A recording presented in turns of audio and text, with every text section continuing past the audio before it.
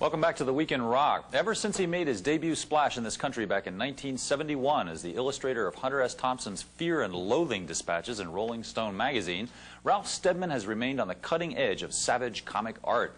Back home in England recently, Steadman unveiled a show of his latest work, devoted with typical piety to the story of God and his wife. MTV Europe's Chris Salowich and Pip Dan paid Steadman a visit and sent us this report. Ralph Steadman is a cartoonist whose themes span death and degradation, America the nation, and the world's ecological destruction. Steadman first came to prominence in 60s England as a savage political newspaper cartoonist, going on to become Hunter S. Thompson's crazy cartoon scribbling sidekick in many of Thompson's Rolling Stones articles. Recently, though, he's turned his sights to higher things. His latest enterprise, The Big I Am, is Steadman's own interpretation of the creation story. But what inspired such a potentially blasphemous project? It came from a thought I had that if God had a wife before the beginning, what would they be doing? They'd be in a kind of nothingness, a black perfection, sort of purgatorial embrace, as it were. And their only real sin, you might call it their original sin, was to think. They suddenly felt boredom because they thought. If they'd stayed as they were, they'd have been in this black perfection, everything would have been okay, but they didn't, you see. They started giving birth to the planets in their millions.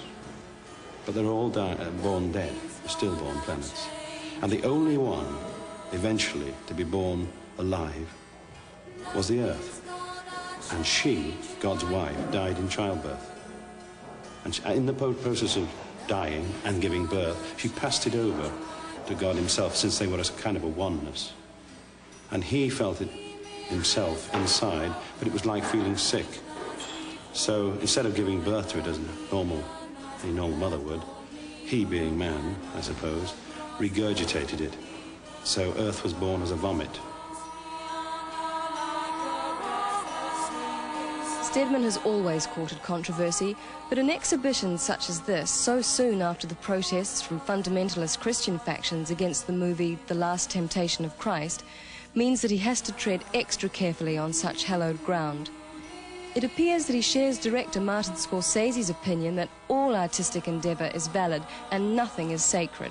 It seemed like a wonderful idea that God, that Christ could have had a fantastic love affair, just one in his life. Some beautiful thing. I mean, what a beautiful story. Exactly.